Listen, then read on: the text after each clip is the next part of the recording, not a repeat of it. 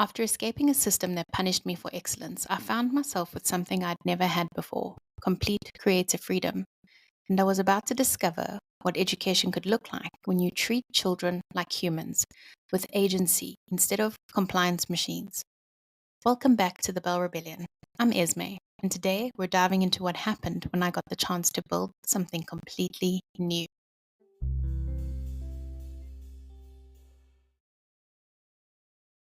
You know that feeling when someone finally says yes to your wildest ideas? That's exactly what happened when I got the call about the online school. My mom, who was also a teacher, had previously worked with another person. Let's call them the CEO. The CEO was starting South Africa's first virtual reality school. He needed a foundation phase teacher for one enrolled student, and I was about to get the interview of my life. But this wasn't just any interview. The CEO asked me to design a timetable for foundation phase, grades through to grade 3, all in one blended classroom. And here's the thing that made my heart race. He wanted to know why I would design it that way. For the first time in my career, someone was asking me to justify innovation instead of apologizing. In traditional schools, timetables are rigid boxes. You do 9 hours of maths per week because the curriculum says so. Language arts gets its slot, science gets its little corner. But we all know that children don't learn in isolation like that, especially young children. With my Montessori background, I knew this was fundamentally wrong. So I proposed something radical: an integrated approach focused on core subjects like language and maths, knowing that science, art, and life skills would emerge naturally if I stayed sensitive to those moments and grabbed hold of them. But the heart of my timetable was something I called my sacred hour, the morning meeting from 8 to 9 a.m. This wasn't just calendar time or weather reports. This was where we were going to build the foundation for everything else. Pause. The CEO was fascinated. "Tell me more about this sacred hour," he said. And that's when I explained I was going to teach philosophy to 5-year-olds. Now, before you think I've lost my mind, hear me out. Philosophy is very abstract, even for adults, but children are naturally philosophical beings. They're the ones asking, why is the sky blue and what makes me me? The secret is teaching it progressively. And since I wanted a democratic classroom where children had input into our rules, or as I prefer to call them, our Bill of Rights, we started with ethics. Children are obsessed with fairness. So we'd discuss scenarios about sharing honesty, kindness. I'd tell stories and then pose ethical dilemmas to them. Is it ever okay to take something that isn't yours? Why or why not? Giving them the room to answer from their perspectives. And here's where we make the connection to our classroom community. Is it okay if you come to school to learn and somebody keeps interrupting you every time you ask a question? This was my hidden curriculum. I was teaching them to treat others the way they wanted to be treated. Then we'd move to logic, learning to reason and think critically. We'd do riddles, puzzles, games, anything that required logical thinking. I once created this completely out there virtual PowerPoint presentation where the kids had to play pin the tail on the donkey while blindfolded, guided by their classmates' voices, all through Microsoft Teams. Then we'd explore syllogisms. If all cats have tails and Mittens is a cat, does Mittens have a tail? My favorite was epistemology, how we know things. I'd ask random questions that the kids absolutely loved. How do you know the sky is blue? And would have these incredible discussions about the difference between facts and opinions, the importance of questioning everything. This naturally wove into our maths. If 2 plus 2 is 4, then 4 plus 4 is 8. How do we know that? Getting them to articulate their reasoning, but in a very playful way. Aesthetics brought in art and music. We'd listen to classical music, then rock, close our eyes and draw whatever came out. Then we'd discuss what made something beautiful. What makes our classroom fun for you was one of the questions. What do you love about nature when you look outside?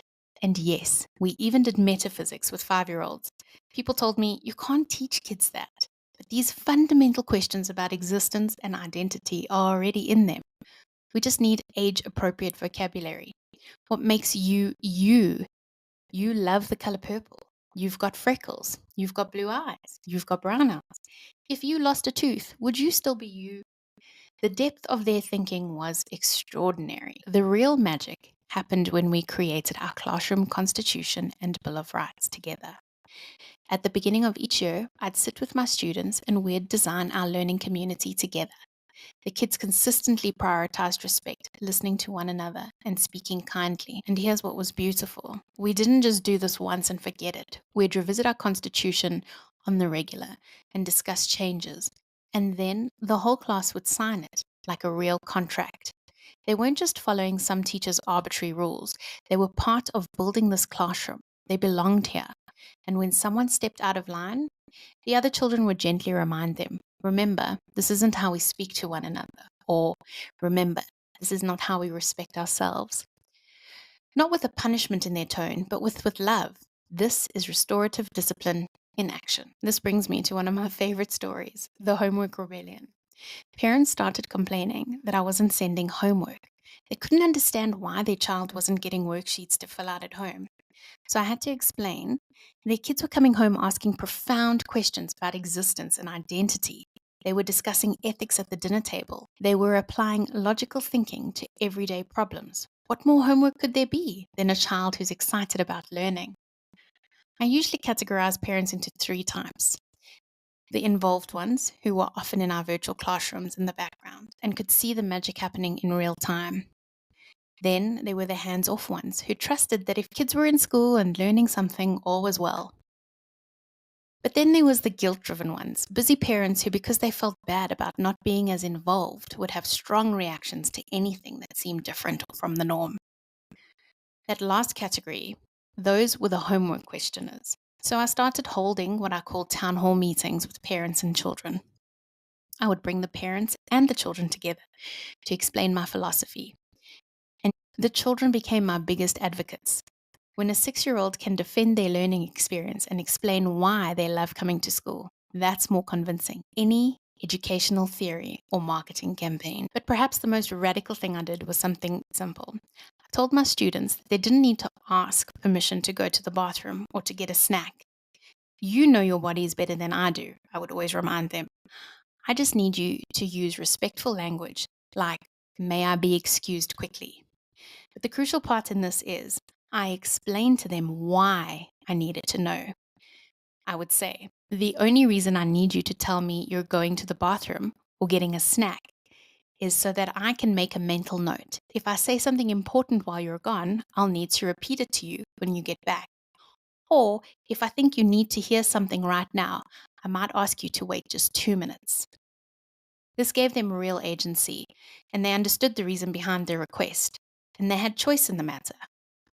Now, I need to be honest about something important. When you give children this kind of autonomy, there's what Montessori calls a normalization period, like a pendulum swinging from one extreme to the other before it settles in the middle. Some kids would suddenly start going to the bathroom more often, not because they needed to, but because they were testing this new boundary. They were exploring their own agency. One parent asked me about this. She wasn't upset, she was just curious about why her child was suddenly going to the toilet so frequently. And I explained, this is 100% normal. They're just testing to see if this freedom is real. But watch, it will settle. That child will realize this rule will always be the rule in my class and that I trust them to know when they actually need to go. And it always did settle because what I learned, there's no job you'll ever have as an adult where you're not allowed to go to the bathroom when you need to. How many times as an adult do we need to take a quick break during a long meeting or to reset and refocus? Why shouldn't children have the same opportunity to respond mindfully and respectfully to what their bodies and minds need? As the year progressed and the kids normalized and got into the habit of this whole taking a break approach, they would then start to verbalize when they needed to take a break because the information was too much or because they just needed to decompress. So instead of running to the toilet or getting a snack every time to distract themselves, they would say, sorry, teacher, can we just take a 5-minute break? My brain is a little bit overwhelmed. And then I'd be like, cool, let's take a break. Does anyone else want to carry on? So they developed the confidence to actually say, look, I'm enjoying this lesson. I just need 5 minutes to regroup. The contrast became crystal clear. When these kids moved to grade 4, I had teachers complaining to me that I was making children ill-mannered because they would type BRB, going to the toilet, in the chat, or they'd simply just get up and go when they needed to. Think about that for a moment. Children who had learned to listen to their bodies, communicate respectfully, and take responsibility for their learning were being labeled as problems by teachers who expected blind obedience to arbitrary authority. And that's the difference between developing intrinsic motivation and training compliance. Those first 2.5 years at the online school was probably the happiest time of my professional life. I felt completely empowered. The CEO gave me absolute free rein, and as a neurodivergent person, I thrive in those conditions. I had room to grow, to blossom, to put into practice everything I knew worked. And it did work.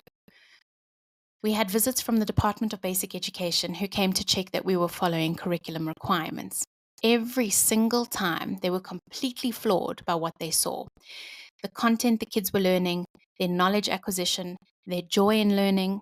One official was so impressed he started referring other homeschooling students to our school. Within 2 years, I was asked to be part of a task team setting up policy for online homeschooling in South Africa. I don't think I had a proper school holiday or weekend in those first 2.5 years, but it wasn't stressful at all. It was life-giving, energizing. When you're building something you believe in, work doesn't feel like work. Okay. But here's what I was beginning to learn about systems. They have an immune response to innovation. When something proves there's a better way, it becomes threatening to people who built their identity around the old way.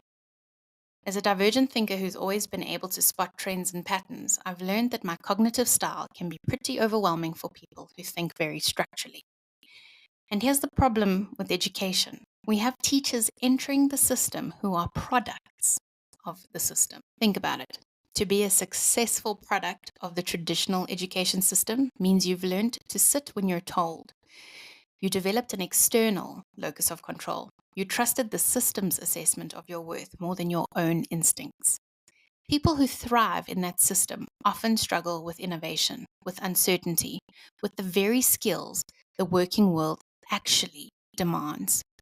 And these are the people who become the guardians of our educational tradition. My success at the online school, the recognition, the innovation, the attention from the education officials was starting to create tensions, not because I was doing anything wrong, but because I was proving too definitely that there was in fact a better way. And that, my friends, is threatening to a system built on the assumption that the current way is the only way. The very things that were making our program exceptional were becoming the source of resistance.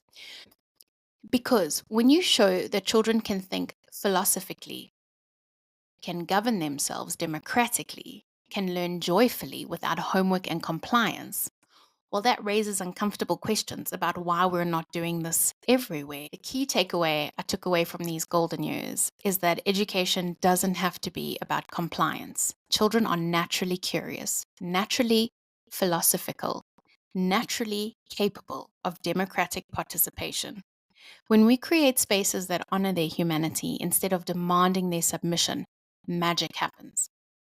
But I also learned that systems protect themselves. And success that challenges the status quo will always face resistance.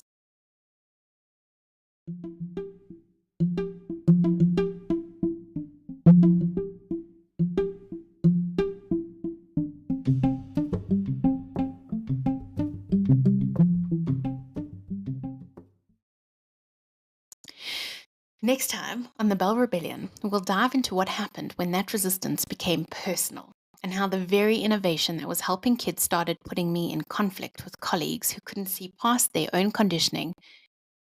Because the uncomfortable truth was, the education system doesn't just fail students, it systematically removes the people who could fix it. This has been the Bell Rebellion. I'm Esme. Thank you for joining me in imagining what education could be when we trust children to be the capable, thoughtful humans they already are. Until next time, keep questioning, keep building, and never apologize for believing that children deserve better. The end.